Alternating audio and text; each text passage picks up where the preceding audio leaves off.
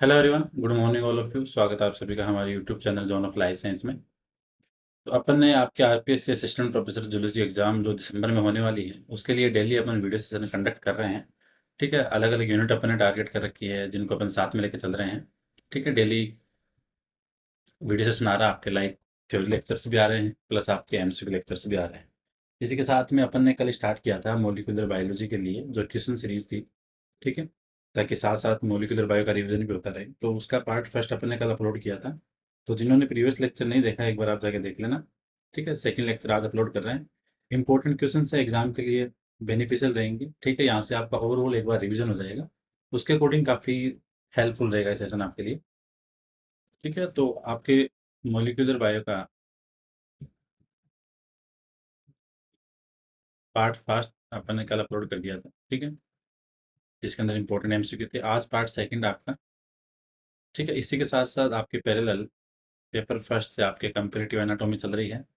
Paper first के अंदर जो यूनिट थर्ड है उसके अंदर इसमें रेस्पिरेटरी और सर्कुलेटरी और नर्वस सिस्टम वाला बचा है, तो रेस्पिरेटरी वाला आज अपलोड हो जाएगा यहाँ से।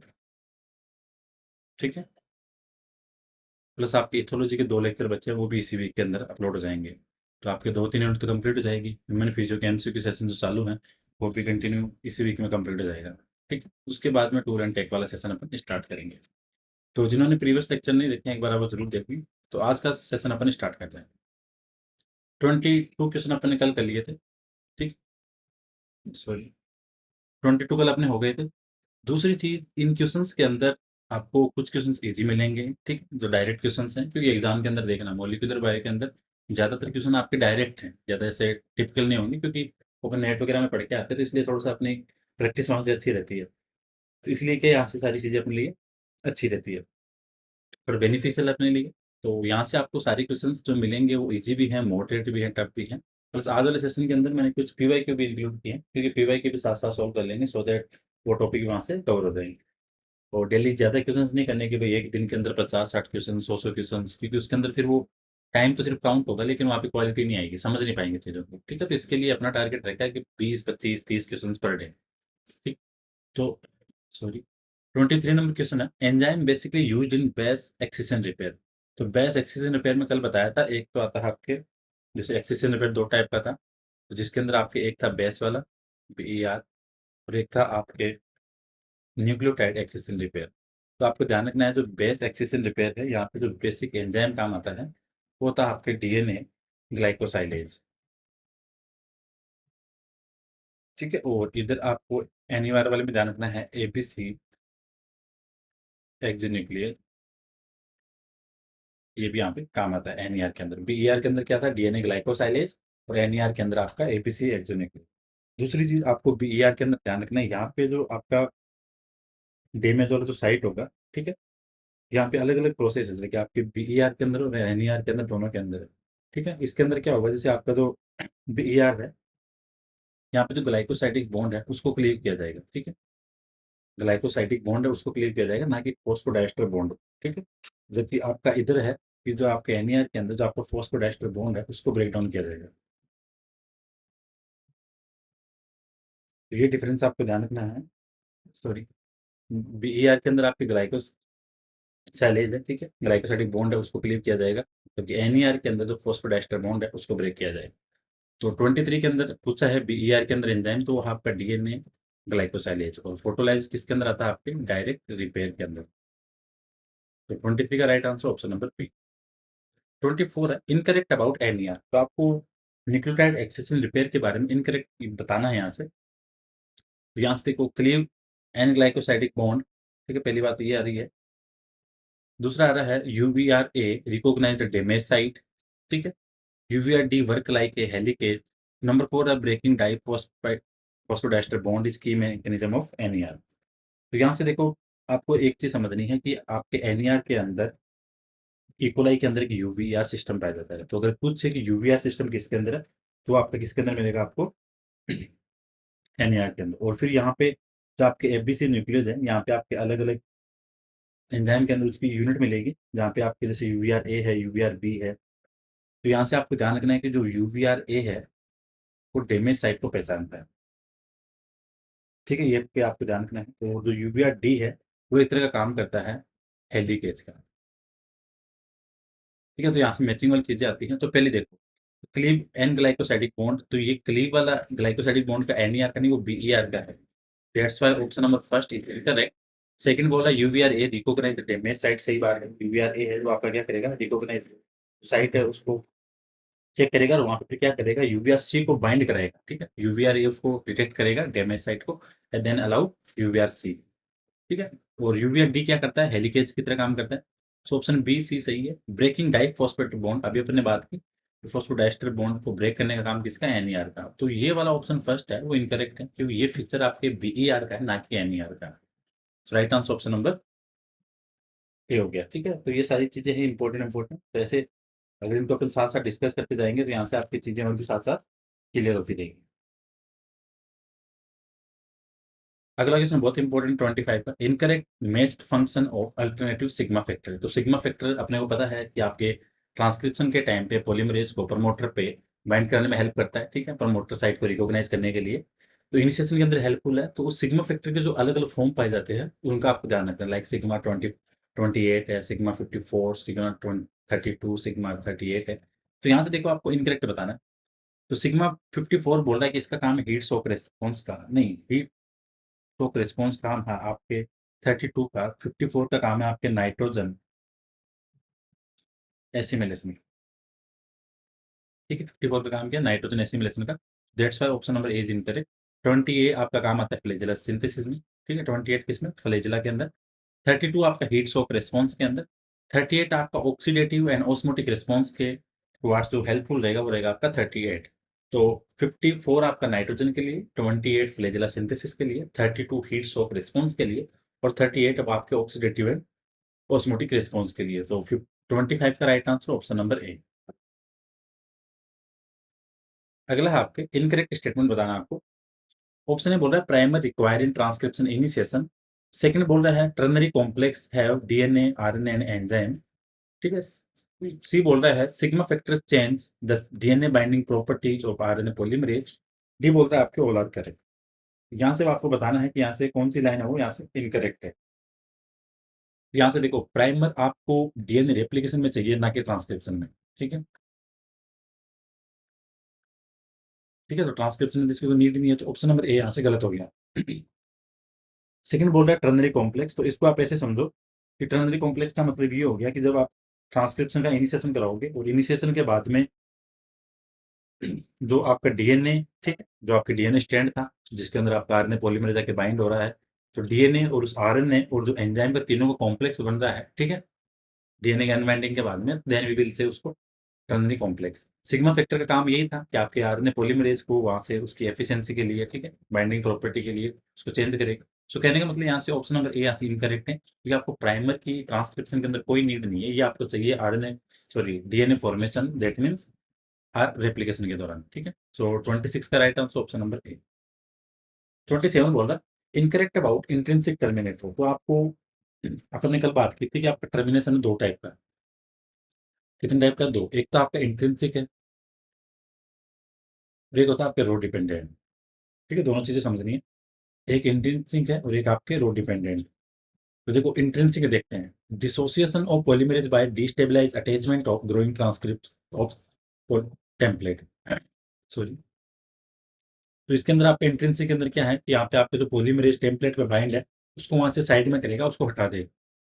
27 का बी बोल रहा है hairpin structure form without complementary base pairing. तो यहाँ से क्या होगा, आपके हेयर पिन स्ट्रक्चर बनेगी, इसको आप ऐसे समझ सकते हो।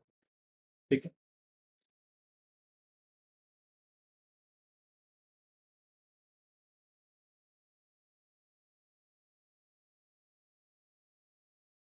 ऐसे एक स्ट्रक्चर बनेगी हेयर पिन जैसे। ठीक है, स्टेम लूप स्ट्रक्चर। ये बोल रहा है कि यहाँ पे without complementary base pairing, without तो कैसे, देखो साइटोसिन के साथ आप गुआनिन दिख रहा है। ठीक है, तो ये विदाउट गलत हो गया, क्योंकि यहाँ पे कॉम्प्लीमेंट्री बेस पेयरिंग होती है ड्यूरिंग इंट्रिंसिक टर्मिनेटर्स। ठीक है, जहाँ पे वो स्टेम लूप स्ट्रक्चर बनेगी हेयर पिन वाली। ठीक है, तो यहाँ से ऑप्शन नंबर बी इसलिए गलत है क्योंकि विदाउट नहीं होता है, यहाँ पे कॉम्प्लीमेंट्री बेस पेयरिंग है। स्टेम लूप के अंदर सबसे ज्यादा मिलेंगे आपको क्या, गुआनिन और साइटोसिन रिच। ठीक है, जी रिच होगा, उसके बाद में आपको यू मिलेगा। ठीक है, तो स्टेम लूप किससे है आपका, जीसी है फिर आपका यूरेसिल। तो कहने का मतलब यहाँ से ऑल आर करेक्ट तो नहीं होगा, तो ऑप्शन नंबर बी गलत हो रहा है कि विदाउट कॉम्प्लीमेंट्री बेस पेयरिंग में बेस पेयरिंग वहाँ पे आपको मिलेगी। तो right answer option number C. 28 है, incorrect about rho dependent terminator. तो आपकी जो रो प्रोटीन है जो रट साइड पे बाइंड होती है, वहां से आपको बताना है RNA is a ligase that will disrupt DNA RNA complex. नहीं, लाइगेज नहीं होगा, ये हेलिकेज की तरह काम लगता है। अब ऐसे छोटी छोटी चीजों को पकड़ेंगे तो अपने को आइडिया लग जाएगा, तो इसके साथ साथ अपना थोड़ा रिविजन भी होता रहेगा। तो यहाँ पे आप आरएनए लाइगेज नहीं है, ठीक है। आपके ये क्या हेलिकेज है जो आपके डीएनए आरएनए कॉम्प्लेक्स को अलग अलग करेगा। प्रो प्रोटीन है, उसकी स्ट्रक्चर आपके हेक्सामर। रो प्रोटीन बाइंड होगी आपके रट साइट पे, और रट साइट के अंदर सबसे ज्यादा रेजिड्यू मिलेंगे वो आपको साइटोसिन के मिलेंगे, ठीक है। तो यहाँ से 28 के अंदर आप ये समझ सकते हो कि आपका इनकरेक्ट हो रहा है ऑप्शन नंबर ए, क्योंकि रो क्या है आपका हेलिकेज है, ठीक है, ना कि आपका ligase. So option number A will be incorrect in 28। 29 बोल रहा है आपके, यहाँ से आपको बताना है कि जो यूकेरियोटिक के अंदर जो आपके आरएनए पॉलीमरेज पाए जाते हैं, ठीक है। यूकेरियोट के अंदर कौन से होते हैं आपके बेसिक, तो आरएनए पॉलीमरेज फर्स्ट, सेकेंड और थर्ड। जैसे आपकी प्रोकैरियोट के अंदर सिर्फ एक मिल रहा था, यहाँ पे आपके अलग अलग है।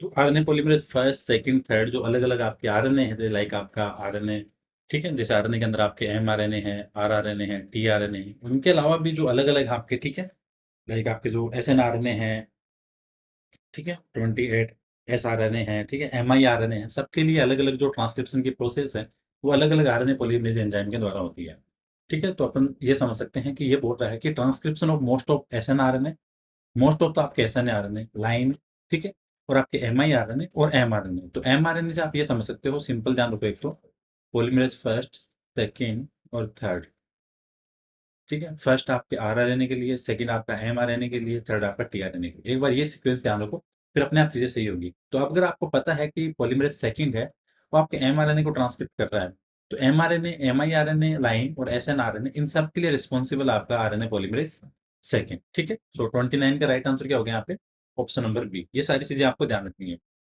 फर्स्ट की बात करें तो फर्स्ट के अंदर क्या आता है आपका, अगर आरएनए पॉलीमरेज फर्स्ट की बात करें तो इसके अंदर एक तो आपका 5 एस, ठीक है, 18 एस है, और आपका 28 एस आ रहा है किसके द्वारा, फर्स्ट के द्वारा। थर्ड की अगर मैं बात करूं तो थर्ड के अंदर एक तो आपका टीआरएनए है ही, टीआरएनए के साथ में आपको और जो चीजें यहाँ पे ध्यान रखनी है, एक आपका 5 एस आरआरएनए है, ठीक है। अब आरआरएनए वहां पे आ रहा है, बट आपको 5 एस का ध्यान रखना है, वहां 5.8 है वन के अंदर ना। फिर आपका U6 SNRNA है, ठीक है, MRP RNA है, वो आपके टाइप थर्ड के द्वारा। तो ये सारी चीजें ध्यान रखनी है। 30 नंबर का क्वेश्चन है, 5 SRRNA, UN6 SNRNA और साइन ट्रांसक्रिप्शन डन बाई, तो ये किसके द्वारा है? अभी अपन ने बात की जो टाइप थर्ड के द्वारा, ठीक है। टीआरएनए है आपका, फिर आपके लाइक 5 SRRNA है, U6 SNRNA है, MRP RNA है, H1 RNA है, ये सारी चीजें ध्यान रखो। और जो ऐसा या नहीं है, तो ये सारे सारे किसके द्वारा होंगे, आपके टाइप थर्ड पॉलीमरेज के द्वारा। So right answer option number C. 31 है, which one is highly sensitive to alpha amanitin. जो आपके यूकेरियोट्स के अंदर आरएनए पॉलीमरेज है, ठीक है, उनके अंदर जो आपके इनहिबिशन की एक्टिविटी है अल्फा एमिनेटिन के द्वारा, उसकी एग्जाम के अंदर हमेशा क्वेश्चन बनता है यहाँ से, ठीक। तो इसको अपन देखते हैं। तो पहले ये समझे कि एमिनेटिन है क्या। ये एक तरह के आपके पॉइजनस मशरूम है, ठीक है। पॉइजनस मशरूम से आपका प्रोड्यूस होगा क्या, अल्फा एमिनेटिन।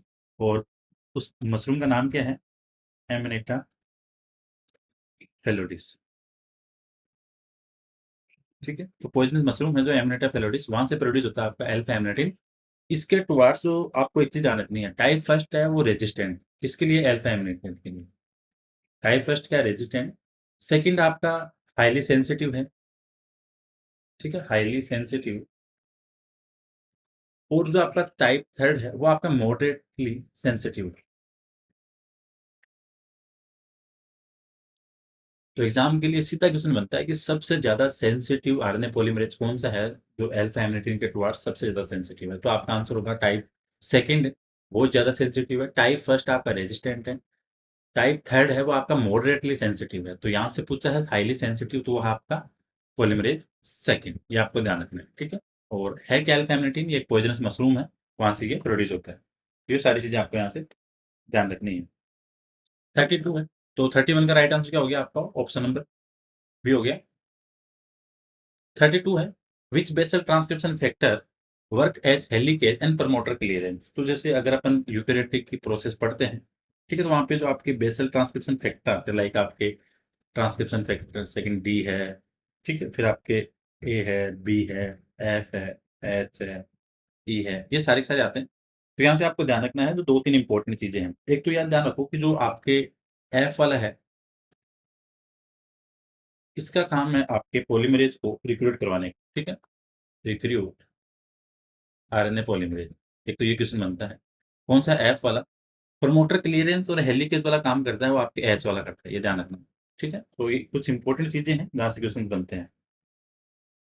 और अगर आप ये पूछे कि आपके आरएनए पॉलीमरेज को रिक्रूट कराने के लिए जो इंटरमीडिएट का काम करता है, वो कौन रहता है? आपके बी वाला, ठीक है? तो ये सारी चीज़ें आपको यहाँ से ध्यान रखनी है। सो 32 का राइट आंसर ऑप्शन नंबर सी।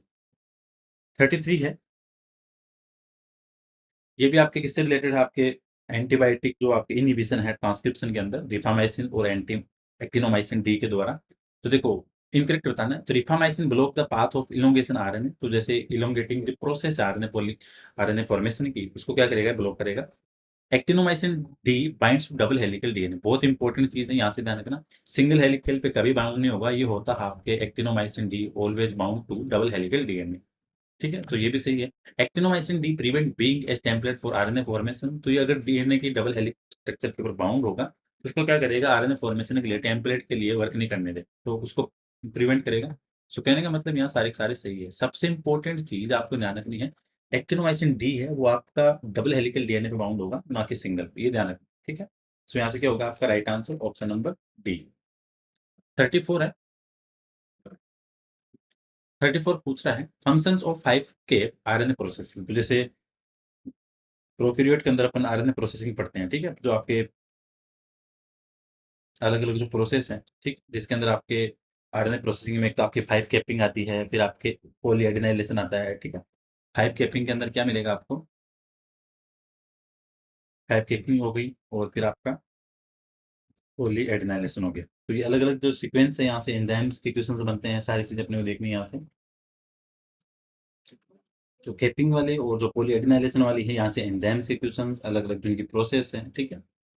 तो इसका फंक्शन पूछा है, तो ये जो आपके एमआरएनए जो बना है अभी जस्ट, तो उसके डिग्रेडेशन को रोकेगा, ठीक है? एमआरएनए जो आपका न्यूक्लियस से साइटोप्लाज्म की तरफ जाएगा, उसका ट्रांसपोर्ट में हेल्प करेगा।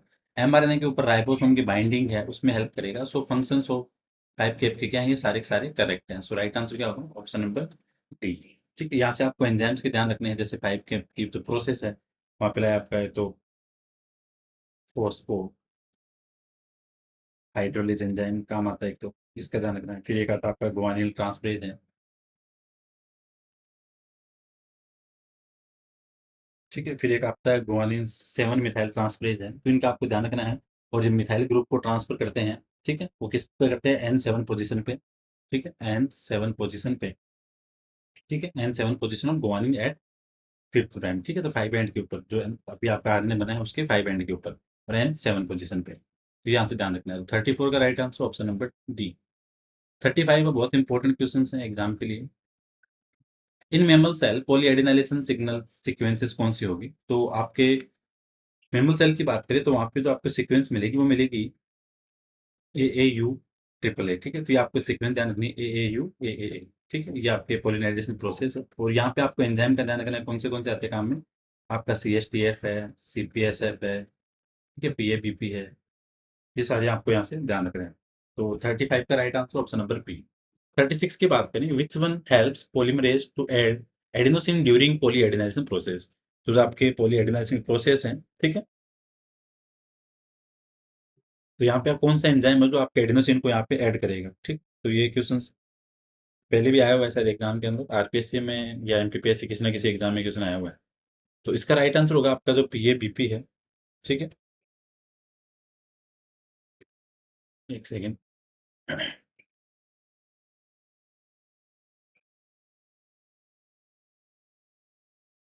हम्म, तो इसके अंदर अगर एडिनोसिन को ऐड करने की बात करें, तो होता है आपका पीएबीपी। दैट मीन्स इसको अपन फुल फॉर्म की बात करें तो poly adenylate binding protein, binding protein, तो ये आपको यहाँ से ध्यान रखना है। और सीपीएसएफ की बात करें, ठीक है, तो इसका है cleavage and poly adenylation specificity factor है। ठीक है, सीएसटीपी की बात करें तो क्लीवेज स्टिमुलेशन फैक्टर है, तो इनका यहाँ से आपको ध्यान रखना है।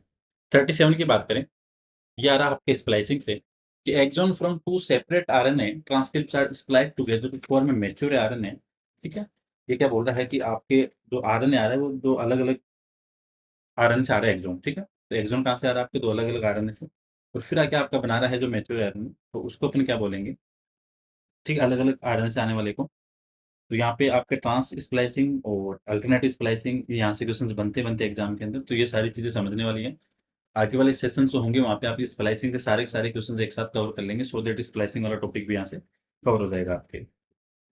तो अगर एक्सॉन आपके दो अलग-अलग आरएनए से आ रहे हैं, लाइक आप ये समझ लो कि एक एक एक्सॉन इधर हो गया, ठीक है? इसके साथ में यहाँ पे क्या है? ये इंट्रॉन है, ठीक है? एक इधर है आपके, तो यहाँ पे आपके एक्सॉन इधर से है। तो अगर ये दोनों एक साथ आ रहे हैं, ठीक है, तो अलग-अलग आरएनए से अगर आपके एक्सॉन आके बाइंड हो रहे हैं और जो मैच्योर आरएनए बना रहे हैं, तो उसको अपन बोलेंगे क्या? ट्रांस स्प्लाइसिंग, ठीक है? ये आपको ध्यान रखना है। ठीक है, तो ट्रांस स्प्लाइसिंग का क्या ही हो गया कि आपके एक्सॉन अगर 2 अलग-अलग आरएनए से आ रहा है, then we will say trans splicing. और यहाँ पे जो स्ट्रक्चर बनेगी वो आपको वाई शेप बनेगी, ये आपको ध्यान रखना है। ठीक है, वाई शेप स्ट्रक्चर किसमें बनेगी? आपके ट्रांस स्प्लाइसिंग के अंदर, ये ध्यान रखना। और जो सिंपल जो एक नॉर्मल अपनी स्टैंडर्ड प्रोसेस होती है स्प्लाइसिंग की, वहाँ पे स्ट्रक्चर किससे बनती है? लेयरेड फॉर्मेशन होता है, ठीक है? लेयरेड स्ट्रक्चर बनती है। अल्टरनेटिव स्प्लाइसिंग की बात करें तो यहाँ पे क्या होता है, इसको आप ऐसे समझ सकते हैं कि जो आपके प्रोडक्शन है, ठीक है, वो अलग-अलग से हो रहा है। लाइक इसको ऐसे कंसिडर कर सकते हैं कि a production of different RNA products from a single product, ठीक है? जिसके अंदर आपके चेंजेस होंगे, ठीक है? तो अल्टरनेटिव स्प्लाइसिंग और ट्रांस स्प्लाइसिंग ये इंपॉर्टेंट है, यहाँ से डायरेक्ट डेफिनेशन आती है, ठीक? तो ट्रांस स्प्लाइसिंग के अंदर स्ट्रक्चर कैसे बनेगी? Y shape. और जो नॉर्मल स्टैंडर्ड प्रोसेस होती है उसके अंदर आपका लेयरेड फॉर्मेशन होता है। अगला क्वेश्चन यही है कि the shape branch structure is form during trans splicing, तो कैसी होती है आपकी? Y shape. ये आपको यहाँ से ध्यान रखनी है। 39 है, gene which are situated on Y chromosome, तो इंपॉर्टेंट क्वेश्चन है, पहले भी मैंने पढ़ा हुआ है। तो कौन सा होता है आपके वाई क्रोमोसोम वाला? कोलेंड्रिक जीन। वाई क्रोमोसोम पे अगर आपके प्रेजेंट है then we will say holandric gene. So right answer 39, option number B. 40 है, देखो 39 और 40 वाले ये दोनों आरपीएससी के अंदर बहुत बार क्वेश्चन बने हुए हैं, पैलियोट्रोपिक का और कोलेंड्रिक जीन का।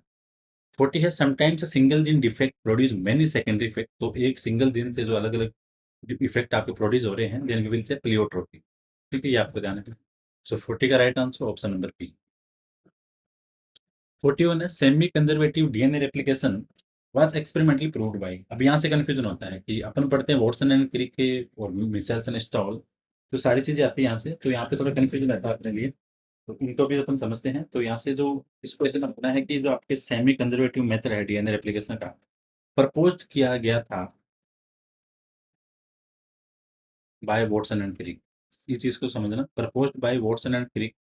और अगर ये बोलूँ कि एक्सपेरिमेंटल प्रूव, तो वो क्या था आपके मिशेल्सन एंड स्टोर ने। तो ये दोनों चीजें समझनी है। 2021 वाले एग्जाम में क्वेश्चन आया भी था, जल्दबाजी में अपने से गलत होता भी है। तो एक्सपेरिमेंटली प्रूव किया था मिशेल्सन एंड स्टोल ने, और अगर इसको प्रपोज की बात करें तो वो दिया था आपके किसने? वॉटसन एंड क्रिक ने। तो ये आपको यहाँ से ध्यान रखना है। So right answer option number B. Incorrect statement बताना आपको। 42 में, single Orai site in prokaryote, तो आपके प्रोकैरियोट्स के अंदर ओराई साइट दैट मीन जहाँ पे आपका रेप्लिकेशन ओरिजिन होता है, ओरिजिन साइट है रेप्लिकेशन की प्रोकैरियोट्स के अंदर, वो सिंगल है। यूकेरियोट्स के अंदर आपको मल्टीपल मिलेगी। अनजिपिंग डन बाय एसएसबी नहीं, अनजिपिंग का मतलब होता है डीएनए की अनवाइंडिंग, तो वो आपके एसएसबी से नहीं, वो हेलिकेज से होगी। ठीक है, एसएसबी का काम यहाँ पे ये नहीं है। एसएसबी का तो आपके जो स्टैंड है, ठीक है, उनको अलग अलग रखने का है, उनको वापस बाइंड नहीं होने देने का है, तो किसका काम आपका?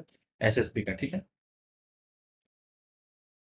Magnesium act as cofactor during unzipping या अनवाइंडिंग, सही बात है। तो यहाँ से गलत क्या हो रहा है कि unzipping done by helicase not SSB. So 42 का राइट आंसर ऑप्शन नंबर सी।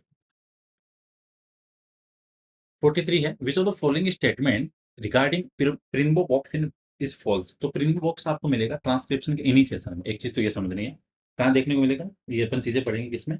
ट्रांसक्रिप्शन जो इनिशिएशन प्रोसेस होगी वहां पे। ठीक है, अगला बोल रहा है the sequence of nucleotide is Tata 18। ठीक है, तो टी ए आपको सीक्वेंस कहाँ मिलेगी? प्रिंबो बॉक्स पे। ठीक है, कहाँ मिलेगा आपको? 10 बेस पेयर पोजिशन पे। Facilitate the localised unwinding of DNA, ये भी सही बात है। इट फैसिलिटेट इलोंगेशन, नहीं इलोंगेशन की प्रोसेस में यहाँ पे कोई रोल नहीं है आरएनए चेन पे। सो यहाँ से इनकरेक्ट हो रहा है, वो आपका ऑप्शन नंबर बी हो रहा है, ये यहाँ से आपको ध्यान रखना है। दूसरी चीज़ आपको रेनबो बॉक्स है, ठीक है? फिर आपके जो अलग-अलग सीक्वेंस है, फिर आपके जो प्रमोटर के अंदर जो सीक्वेंस है, ये सारी चीज़ें ट्रांसक्रिप्शन के ध्यान रखनी है। प्रोकैरियोट के फैक्टर, यूकैरियोट के फैक्टर इन ट्रांसलेशन प्रोसेस वो भी इम्पोर्टेंट है। तो ट्रांसलेशन के अंदर जो आपके अलग-अलग फैक्टर आते हैं, वहाँ पे थोड़ा कन्फ्यूजन होता है। तो वो भी एकदम एग्ज़ाम के लिए इम्पोर्टेंट है याद रखने के लिए। क्वेश्चन्स बनते हैं, डायरेक्ट बनते हैं वन वर्ड वाले, ठीक है? सो 43 का right answer option number D. ये क्वेश्चन अपन ने कल भी डिस्कस किया था कि जो आपके डीएनए पॉलीमरेज फर्स्ट है, उसकी एक तो आपके 5 टू 3 पॉलीमरेज एक्टिविटी है, 5 टू 3 एक्सोन्यूक्लियस एक्टिविटी है, 3 टू 5 एक्सोन्यूक्लियस एक्टिविटी है। तो ये 3 चीज़ें यहाँ पे किसकी पॉलीमरेज फर्स्ट की? तो देखो ऑप्शन फर्स्ट देखो, 5 टू 3 पॉलीमरेज एक्टिविटी सही बात है, 5 टू 3 एक्सोन्यूक्लियस एक्टिविटी सही बात है, 5 टू 3 एंडोन्यूक्लियस नहीं, एंडोन्यूक्लियस जैसा कुछ भी नहीं है। 5 टू 3 नहीं, नहीं यहाँ से 3 टू 5 है ना, इसमें थोड़ा गड़बड़ हो गया ऑप्शन में, क्योंकि 5 टू 3 तो यहाँ पे आ गया। सो ऑप्शन डी भी सही है कि 3 टू 5 प्राइम आपकी exonuclease activity, 5 prime to 3 prime exonuclease activity, 5 prime to 3 prime polymerase activity, but not 5 prime to 3 prime endonuclease activity. So correct answer option number C, because option number C is incorrect according to questions. So यहाँ पे क्या हो गया आपका right answer option number सी।